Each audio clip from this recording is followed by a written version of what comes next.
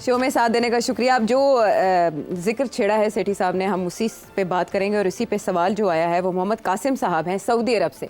जी, क्या बांग्लादेश में किसी अमेरिकन सीआई या जो मोसाद इसराइल की जो खुफिया एजेंसी है उनका हाथ नहीं है? अगर उनका हाथ है तो मुझे जो शक पड़ता है इमरान खान की तरफ से जो भौचाल मचाया हुआ है उसको चिंगारी देने के लिए क्या ये एक डेमो नहीं दिखाया गया पाकिस्तान की आवाम को?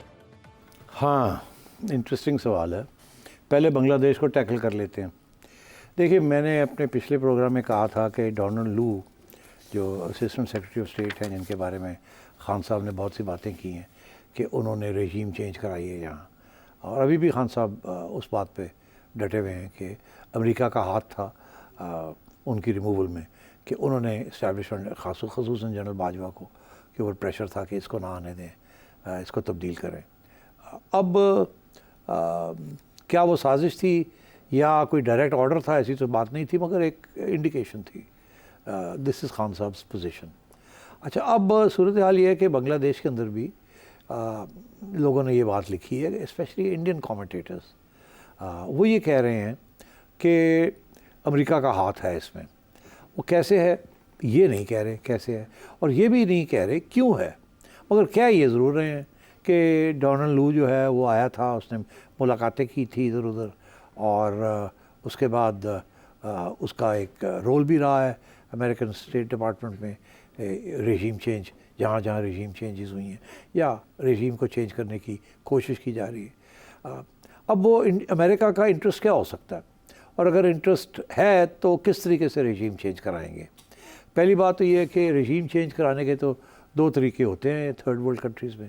एक ही होती है कि क्योंकि रेजीम चेंज आर्मी करती है आमतौर पे कूज के ज़रिए या इनडायरेक्ट प्रेशर डालने के लिए, तो उनके जो अमेरिकन मिलिट्री इस्टेब्लिशमेंट है उनके हर दुनिया की मिलिट्री इस्टेब्लिशमेंट के साथ राब्ते हैं। बांग्लादेश की मिलिट्री इस्टेब्लिशमेंट के साथ भी राब्ते और पाकिस्तानी मिलिट्री इस्टेब्लिशमेंट के बड़े तवील और सीरियस राब्ते रहे हैं और हैं अभी भी। और जब एक मुल्क डिपेंडेंट हो जाए किसी दूसरी इस्टेब्लिशमेंट के ऊपर for weapons supplies and also for aid, तो फिर ज़ाहिर है वो राब्ते जो हैं वो बड़े मजबूत होते हैं और बात सुनी जाती है। मगर क्या बांग्लादेश में क्या सिचुएशन थी? अब बांग्लादेश में आर्मी बड़ी माइनर फैक्टर है, it's not a major factor like in Pakistan. तो और उनके भी कोई ख़ास लंबे चौड़े कोई कू मेकिंग आर्मी नहीं है अभी इस स्टेज पे। तो क्या अमेरिकनों ने आर्मी को उकसाया? नो। स्टूडेंट्स को उकसाया? अच्छा, अब जब ये स्टूडेंट्स की बात आती है तो फिर हमें याद आता है कि पाकिस्तान के अंदर भी इस किस्म का एक मूवमेंट चला था, it was called the PNA movement. उस वक्त भी जमात इस्लामी और अपोजिशन को जुल्फ़िकार अली भुट्टो के साथ के ख़िलाफ़ काफ़ी एविडेंस है कि अमरीकनों ने पैसा चलाया था और इशारे किए थे कि निकालो इसको, और ज़ियाउल हक साहब चीफ थे, तो यकीनी तौर पे बाद में उनको भी उनके ऊपर भी प्रेशर होगा कि आप इसको निकालें। और उसकी वजह यही थी कि भुट्टो साहब ने यूनाइटेड नेशंस में भी और हर जगह पे आंखें दिखाई थी वेस्टर्न पास को, और उन्होंने दो चीज़ें की थी जिसके साथ वेस्टर्न पास बड़े नाराज़ थे। जैसे खान साहब के साथ नाराज़ थे उस तरीके के साथ भुट्टो साहब के साथ भी नाराज़ थे। One issue was the nuclear programme जो उन्होंने इनिशिएट किया था, जिसके ऊपर सख्त खिलाफ थे वो कि ये क्या कर रहा है, और गुस्सा था। और दूसरा ये था कि जी इन्होंने इस्लामिक समिट की थी कॉल लाहौर शहर में, और इनका कोशिश ये थी कि उस वक्त दो ब्लॉक्स थे ग्लोब में, एक था एंटी कम्युनिस्ट ब्लॉक, ये उस वक्त के जो नेटो सेंटो सीटो इस किस्म के बगदाद पैक्ट से, और दूसरा जवाहरलाल नेहरू और यूगोस्लाविया के सदर टीटो और इस किस्म के लोग थे जिन्होंने, और चाइना, जिन्होंने एक थर्ड ब्लॉक बनाने की कोशिश की थी, the neutral block. Bandung conference में के बाद एक कॉन्फ्रेंस हुई थी, उसमें ये फैसला, और भुट्टो साहब ने सोचा कि, और उसमें इंडिया का बहुत बड़ा रोल था, तो भुट्टो साहब ने सोचा हम उस ब्लॉक पे तो नहीं हो सकते जिस ब्लॉक में इंडिया है, तो भुट्टो साहब ने इस्लामिक समिट करके एक चौथा ब्लॉक बनाने की कोशिश की। अच्छा, जब ये और वो चौथा ब्लॉक में वो कामयाब होने जा रहे थे, मगर इसीलिए that was one of the reasons he had to be removed, because इस्लाम का ब्लॉक जो था was not acceptable to any of the other three blocks. तो इसलिए भुट्टो साहब को जाना पड़ा। अब आइए यहाँ कोई ऐसी सूरत हाल नहीं है। Bangladesh is insignificant. बांग्लादेश में कोई ख़ास अमेरिकन इंटरेस्ट नहीं है, इंडिया के इंटरेस्ट थे और वो इसी दो हद तक के पाकिस्तान के साथ एलाई ना करें, क्योंकि एक वक्त था जब बांग्लादेश की सरजमीन से इंडिया के ख़िलाफ़ कुछ कार्रवाई होती थी खुफिया कार्रवाई हमारी एजेंसियां करती थी। तो इंडिया को ये भी था कि एक अब जबकि अब आजकल जो इल्ज़ाम है वो नेपाल के ऊपर है कि नेपाल के अंदर से हमारी एजेंसियां create problems for Indians and so on, और वहाँ भी कि बांग्लादेश से भी ये करते हैं। तो इसीलिए हसीना was supported by India because she cut off all relations with Pakistan. Khalda Zia, on the other hand, had good relations with Pakistan, and so therefore India was supporting Hasina Wajid. And the Americans, उनका सिर्फ एक interest था कि हसीना वाजिद जो है वो China के करीब ना जाए, इंडिया के करीब ज़रूर रहे। इनफैक्ट इंडिया के ब्लॉक के अंदर बिल्कुल वेलकम।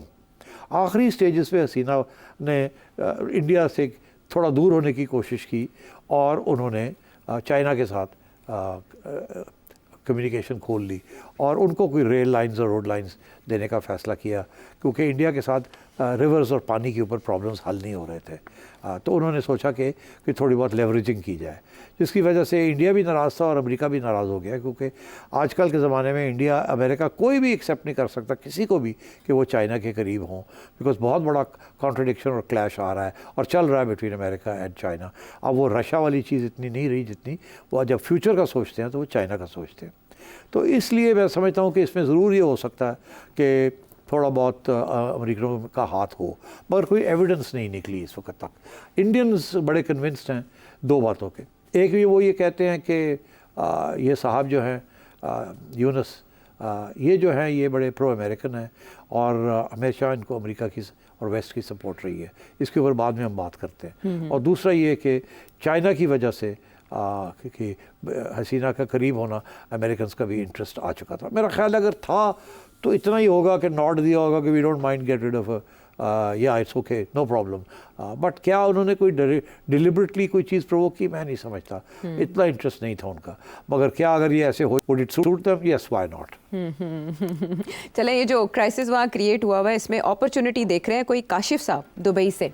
जैसे अब ये बांग्लादेश के हम हालात देख रहे हैं और हसीना वाजिद और उनकी फैमिली जिस तरह से डीप रूटेड है इंडिया के साथ, इस तरह से अब अगर जो नई गवर्नमेंट आती है ये अगर पाकिस्तान से कुछ मदद मांगते हैं या पाकिस्तान से कुछ ताल्लुकात बढ़ाते हैं, हम पहले भी मशरकी पाकिस्तान थे तो आज फिर से क्यों नहीं दोबारा से हम इकट्ठे हो सकते? क्या पाकिस्तान भी आगे कदम बढ़ा सकता है या ये आज भी इंडिया से डर के पीछे हट जाएगा और कहेगा कि नहीं नहीं नहीं हम नहीं कुछ भी कर सकते? देखिए, इस वक्त बांग्लादेश की तरफ से बिल्कुल कोई किसी किस्म की पेशकदमी नहीं होगी प्रो पाकिस्तान।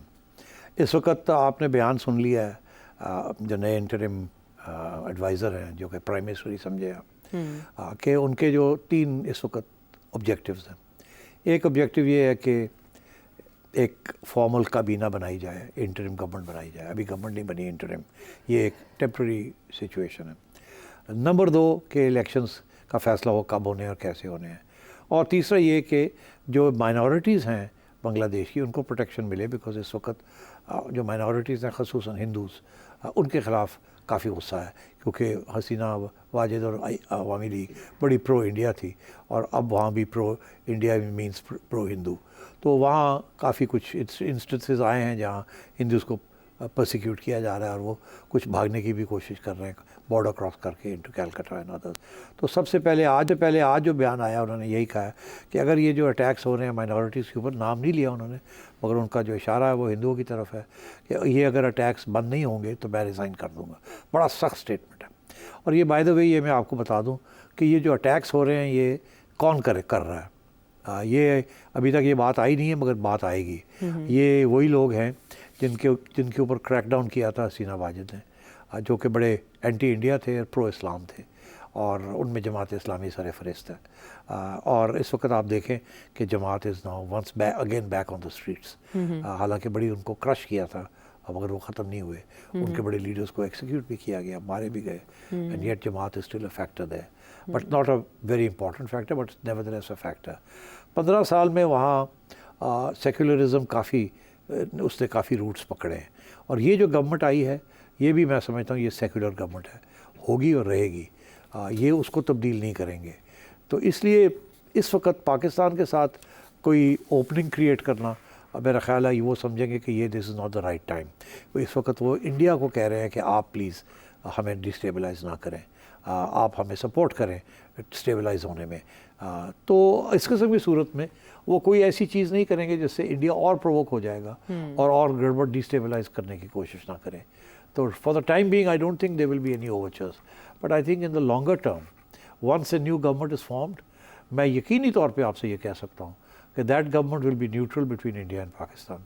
वो पाकिस्तान के साथ भी तल्लुकात होंगे, चाइना के साथ भी होंगे, इंडिया के साथ भी होंगे, मगर लो की होंगे। ज़्यादा किसी रीजनल पावर को अपसेट नहीं करेंगे, किसी ग्लोबल पावर को अपसेट नहीं करेंगे और किसी एक बास्केट के अंदर अपने अंडे नहीं डालेंगे। And so there will be normalisation of relations with Pakistan, a normalization of relations with India, no dependency but normalization, and continued normalization with the Western powers, because all their exports, which is the base of their economy, are linked to demand in Western countries. तो मैं समझता हूँ कि Bangladesh will opt for a neutral course, and I think China भी यही चाहेगा और India ये तो नहीं चाहेगा कि वो प्रो पाकिस्तान हो जाए, तो वो न्यूट्रल जो है वो it will accept that, because India के ख़िलाफ़ वहाँ बहुत बड़ी अब एक सेंटिमेंट है नई पौध के अंदर। उसकी वजह यही है कि जितना तशद्दुद हुआ है अवामी लीग ने किया है वहाँ, वो इंडिया के सपोर्ट के साथ किया है वहाँ, इसलिए India is now on the hook. India will have to tread very carefully. मगर इंडिया का यही मसला है कि इंडिया ने हमेशा हर जगह पे ओवरबेयरिंग प्रेजेंस करने की कोशिश की है, डोमिनेट करने की कोशिश की है, हेजमनी करने की कोशिश की है। इसीलिए श्रीलंका भी डामाडोल हो गया, वो भी दूर हो रहा है, नेपाल भी दूर हो रहा है, मालदीव्स चला गया, पाकिस्तान चला गया, अब बांग्लादेश भी चला गया। एंड इंडिया के अंदर खुद ये कॉमेंट्री हो रही है कि नरेंद्र मोदी की foreign policy has been a disaster.